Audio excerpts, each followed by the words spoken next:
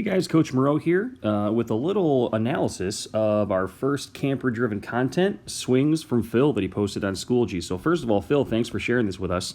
And I've taken some screenshots of a couple great parts of Phil's swing videos. So let's take a look and see if we can learn something about our own swing that we can take onto the course as well. Now, I've done a couple screenshots of Phil from directly behind his golf swing, and what I can see in both his iron swing on the left and his driver swing on the right, first of all, very impressive how similar they are, even though he's using a different club. We always want to shoot for consistency, is the path his club takes as he takes it away from the ball in his backswing. An easy way to sort of know if you're on plane or not is to sort of set up this little wedge visually behind you. So I like to kind of draw a line from the ball through your shoulders and a ball through your waist. And look at how Phil's hands are almost perfectly splitting that path through which we want the club to take. Now the angle of the camera is a little bit off to the right, so it makes it look like Phil's club is a little bit inside. But I actually think that's just a weird trick the camera's playing on us. And we can see more so on the right with his driver swing. It looks like instead of the club being maybe like too far inside like this, or maybe way out here like that, it's almost like Phil's club is coming directly back at us right toward the camera, and that's exactly what we want. So if you were to set up a camera directly behind yourself like Phil has here, we want this angle here. That's the path we want our club to take. So it should be looking like the club is coming directly back to us, not inside like this or outside like that. So nice job with your path of your club on your swing, on your backswing there, Phil. All right, let's take a look from a different angle and notice a couple things that we like from here. First of all, on the left, we can see Phil's driver setup. What I like most about this one is his hand position, and this is even before he's taken a swing at all. So this is at address. I'm going to draw a line from Phil's shoulder to the golf ball and make that perfectly straight. And notice how his hands are ahead of that line.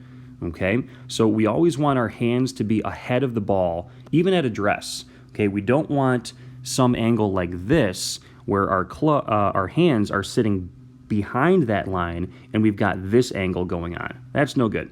Okay, what Phil has done here is established an angle from his shoulder to his hands that goes out this way, and that's the kind of angle we want to see. Okay, so Phil's hands ahead of the ball at address is really looking good here. And on the right, we can see he has gotten some great shoulder rotation at the top of his swing. I think the only thing that I can see that we can work on a little bit is it looks like, although he's a great athlete, he looks a little bit upright here. So what I can think we can do here is maybe engage the lower body a bit more. So get that knee more like this instead of just standing upright and having those legs kind of remain straight. Because look at how good the shoulder rotation is here. Got awesome shoulder rotation behind the ball. His left shoulder gets all the way behind the golf ball. It's got great extension. The club is a little bit past parallel, but I think that's fine. I don't think that's anything to worry about. So if we kind of get this knee working a little bit more behind the ball as well and engage the lower body, we're not talking about any crazy like pick your left heel up or anything like that. But if we get the lower body turning behind the ball along with your shoulders, that generates a lot of torque and a lot of power. And then we don't even have to swing as hard to generate even more power. We're just in more control and generating a lot more torque there. So this is looking really good. Great rotation, but let's get that lower body working along with our upper body as well. And then finally, one of my favorite screenshots from his swings is this one. Now this is at impact with the driver. And I'm going to go ahead and draw a straight line here.